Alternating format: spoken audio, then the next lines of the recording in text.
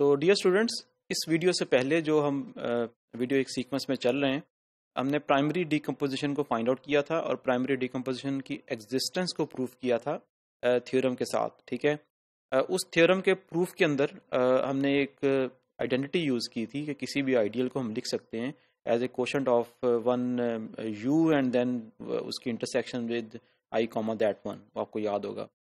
तो उसी से रिलेटेड हम इस वीडियो के अंदर एग्जांपल्स को कंप्यूट भी करेंगे, यानी कि उसी आइडेंटिटी को यूज़ करते हुए, और देखेंगे कि प्राइमरी डीकम्पोजिशन किसी भी आइडियल की कैसे कंप्यूट करते हैं। ठीक है, वो एक तरह का जो प्रूफ है वो एग्जिस्टेंस भी है, और बेसिकली उस प्रूफ के अंदर एक मेथड भी है प्राइमरी डीकम्पोजिशन को फाइंड आउट करने का। ठीक है, तो अभी हम इस वीडियो के अंदर एग्जांपल्स के साथ एग्जांपल्स आइडियल्स की लेंगे। ऑफ कोर्स हम प्राइमरी डीकम्पोजिशन फाइंड आउट करेंगे मोनोमियल आइडियल के लिए। ठीक है, और फिर हम उसको कंप्यूट करेंगे उसकी प्राइमरी डीकम्पोजिशन। ठीक है, तो स्टार्ट करते हैं फर्स्ट वीडियो के साथ, फर्स्ट एग्जांपल के साथ। So our first example is that I is an ideal and that ideal is generated by x cube, x, y square, z, then we have y square, z cube। ठीक है जी, और ये जो ideal है it is in the polynomial ring k of x, y and z। ठीक है, x Y Z तीन variables हैं और ओवर द फील्ड के। ठीक है, तो वो जो आइडेंटिटी जिसकी मैं अभी बात कर रहा था, जो प्रूफ के अंदर हमने यूज़ की थी, उसमें यह था कि हमने एक जो है वो स्प्लिट करना था मोनोमियल को जो कि प्योर पावर ना हो। ठीक है, क्योंकि इस वक्त ये इटसेल्फ जो है एक प्राइमरी आइडियल नहीं है। तो हम इसमें हमें ये वाई स्क्वायर दोनों में नजर आ रहा है। ठीक है, इट्स बेटर कि we will start with this y square and its intersection with I colon y square. ठीक है, ये क्योंकि कम्यूटेटिव अलजेब्रा है, आप आई क्वेश्चन वाई स्क्वायर को अगर इधर लिखते हैं या आई कॉमा वाई स्क्वायर को इनकी पोजीशन रिप्लेस कर दें इंटरसेक्शन के अंदर, it doesn't matter. Okay, so first we have this I comma y square. तो ये आई के जनरेटर्स हैं और उनको हम with this x y square z and y square z cube and y square, ठीक है, एज इट इज लिख दिया आई के जनरेटर्स को, साथ में कॉमा विद वाई स्क्वायर कर दिया एंड इंटरसेक्शन विद। अच्छा, ये जो कॉलन है ना आई कॉलन वाई स्क्वायर, ये जब भी हम कंप्यूट करेंगे, कॉलन आपको याद होगा, इसको कंप्यूट करने के लिए मैं यहाँ पे आपको थोड़ा याद करवा दूंगा। जब हम I colon with some monomial y square करते थे, बेसिकली इसके अंदर आई के जितने भी जनरेटर्स हैं यू और उनका GCD of that u with this monomial, here we have y square. तो इस तरह हम इसको कंप्यूट करते थे। असल में होता ये है कि जब हम कॉलन को जब हम कर रहे होते हैं ना, यही चीज़ हमने इसके थ्योरम के प्रूफ में भी किया था। तो बेसिकली जब हम कॉलन ले रहे होते हैं तो इसका मतलब ये होता है कि हम उस सारे के सारे जो उसके अंदर पड़ा हुआ है, आपके पास वेरिएबल पड़ा हुआ है, वो सारे सारे वेरिएबल जो है वो हम रिमूव कर देते थे उस पूरे जनरेटिंग सेट के अंदर। ऐसे जब हम जीसीडी से डिवाइड करेंगे तो बेसिकली हम कर ये रहे होंगे कि उसकी जो पावर इस मोनोमियल के अंदर और वाई स्क्वायर के अंदर जो आपके पास जो है वो लेस पावर होगी वो उस यहाँ पे आ जाएगी, और उससे जब हम डिवाइड करेंगे तो पावर कैंसिल हो जाएगी। For example in this case we have generator x cube. X cube जब जीसीडी लेंगे वाई स्क्वायर के साथ, ठीक है, तो वो जारी बात है, अब मिनिमम पावर इसमें 2 है, उसमें वाई की पावर 0 है, तो वाई की पावर 0 मिनिमम हो जाएगी, तो नीचे 1 आ जाएगा। वाई जब यहाँ पे कोई वाई था नहीं, वो खत्म नहीं होगा। अब नेक्स्ट वाले में आपके पास ये एक्स वाई स्क्वायर जेड है, इसका जब जीसीडी लेंगे इस वाई स्क्वायर के साथ तो वाई स्क्वायर आ जाएगा, हाईएस्ट जो लोएस्ट पावर है, और एक्स ये की पावर इसमें क्योंकि वाई स्क्वायर में 0 है तो वो हम 0 ले लेंगे, तो ये वाई स्क्वायर यहाँ पे खत्म हो जाएगा।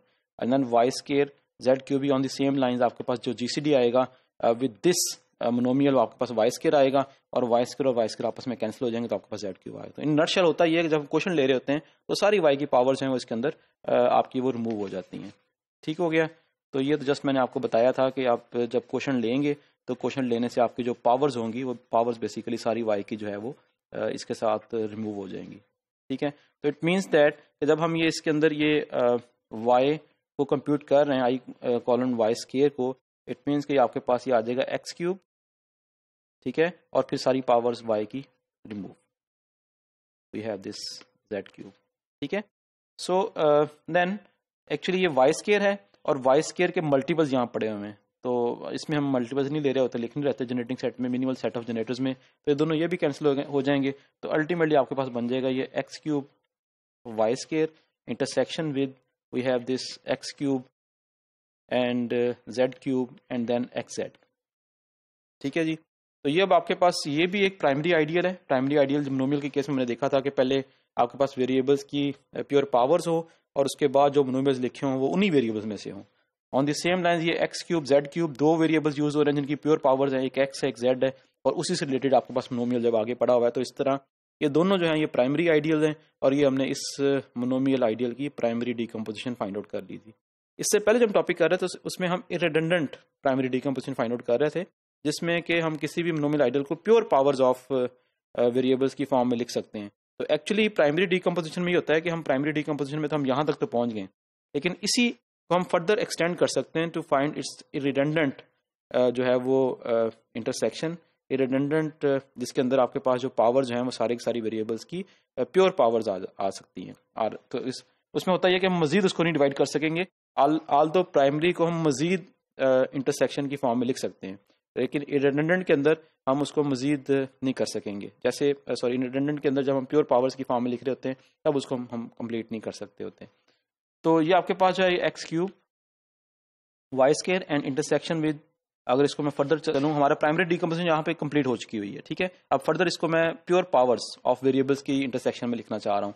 ठीक है, तो ये आपके पास एक्स क्यूब है, ये जेड क्यूब है। तो ये याद होगा आपको कि इसको हम दो आइडियल यानी कि जो उस वक्त हमने लिखा था I1 इंटरसेक्शन I2 की फॉर्म में लिख सकते हैं। तो वही यहाँ पे एक x बन जाएगा और एक हम उसके साथ एक्स क्यूब जेड क्यूब और आपके पास जो है ये z बन जाएगा। ठीक है, तो this is equal to x cube y square and it is intersection with x cube के साथ अब आपके पास ये x पड़ा हुआ है, तो बेसिकली ये आपके पास जो क्यूब है ये क्यूब यहाँ पे खत्म हो जाएगा, सिंपल आपके पास x ही आ जाएगा। So this is x and then we have this z cube और नेक्स्ट के अंदर आपके पास ये z है, z क्यूब हमें ज़रूरत नहीं है, तो ये x क्यूब और z। ठीक है जी, तो ये आपकी ये जो प्योर हम पावर्स की फॉर्म में लिखते हैं उसको इंटरसेक्शन को, वो भी हमने इसको आगे कन्वर्ट कर दिया। यहाँ तक प्राइमरी डीकम्पोजिशन, और उसके बाद फर्दर हम इसको एक्सटेंड करते हैं, डिपेंड्स कि आपकी रिक्वायरमेंट क्या, आप किस तरह उसको कंप्यूट करना चाह रहे हैं। अच्छा, एक और चीज़ जो है उसको हम डायरेक्ट आगे यूज़ करेंगे, वो ये है कि अगर आपके पास फॉर एग्जांपल एक आइडियल है जो कि जनरेट हो रहा है इस फॉर्म से, तो पिछले वाली एग्जांपल कंप्लीट हो चुकी है, मैं फर्दर आपको जस्ट बता रहा हूँ कि अगर आपके पास यहाँ पे एक्स स्क्वायर है and then you have some y square z and some other variable t for example. ठीक है, तो यहाँ पे आपके पास एक जो है वो वेरिएबल की पावर और यहाँ पे एक जॉइंट किस्म का एक मोनोमियल पड़ा हुआ है। तो इसको हम बेसिकली, अगर मैं इसके ऊपर वही मेथड अप्लाई करूँ या आप लोगों ने चेक करना है, तो ये बेसिकली होता है ये कि that is equal to x square comma y square intersection with x square comma z and intersection with x square comma t. ठीक है, तो मतलब इसको देन यहाँ से वन बाय वन सबको वेरिएबल को पिक किया और उनको अलग कर दिया, तो आप डायरेक्ट इसको इस फॉर्म में हम आगे इसको यूज़ करेंगे कि जब भी इस तरह का फैक्टर आएगा तो उसको हम डायरेक्ट इस फॉर्म में कन्वर्ट कर देंगे। ठीक है, कि एक वेरिएबल को लिया and then one by one उसको डिस्ट्रीब्यूट कर दिया। तो ये वीडियो यहीं पे कंप्लीट करते हैं, इसके बाद नेक्स्ट वीडियो में मजीद एग्जांपल्स करते हैं।